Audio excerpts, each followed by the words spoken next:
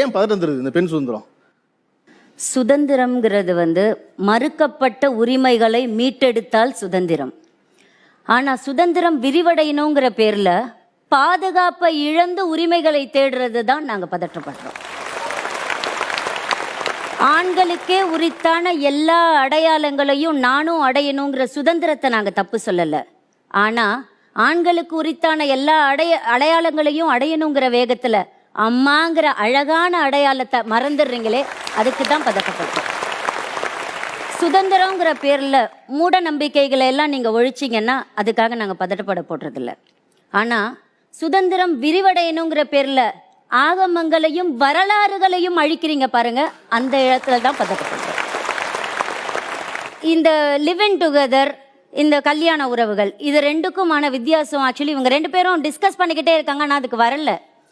திருமண பந்தத்திற்கு பிறகு ஒரு குழந்தை பிறந்தா அது லெஜிட்டிமேட் சைல்டு. திருமண பந்தம் இல்லாமல் லிவின்ல நீங்க குழந்தை பத்துக்கிட்டீங்கன்னா அது இல்லெஜிட்டிமேட் சைல்டு. லெஜிட்டிமேட் சைல்டுக்கான உரிமைகள் சட்டத்துல வேற, இல்லெஜிட்டிமேட் சைல்டுக்கான உரிமைகள் சட்டத்துல வேற. என் குழந்தை சட்டப்படி சில உரிமைகளை இழந்துடக்கூடாதுன்ற இடத்துல நான் பதட்டப்படுறேன்.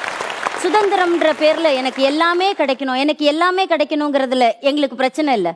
ஆணுக்கு கிடைக்கக்கூடிய அனைத்தும் பெண்களுக்கு கிடைக்கணும், ஆண் மட்டுமே நுழையக்கூடிய இடங்களிலும் பெண்கள் நுழையணும் அப்படிங்கிற உங்கிற போராட்டம் பத்தி எங்களுக்கு தப்பே கிடையாது. ஆனா ஆணோட சேர்ந்து நானும் சமமா டிராவல் பண்றேங்கிற இடத்துல உங்களோட பெண்மையை மறந்துடுறீங்க பாருங்க, அந்த இடத்துல தான் நாங்க பதட்டப்படுறோம்.